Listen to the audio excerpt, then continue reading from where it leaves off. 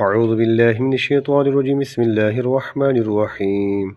وإذ استسقى موسى لقومه فقلنا اضرب بعصاك الحجر فانفجرت منه 12 عينا قد علم كل أناس مشربهم كلوا واشربوا من رزق الله ولا تعثوا في الأرض مفسدين وإذ قلتم يا موسى لن نصبر على طعام واحد فادع لنا ربك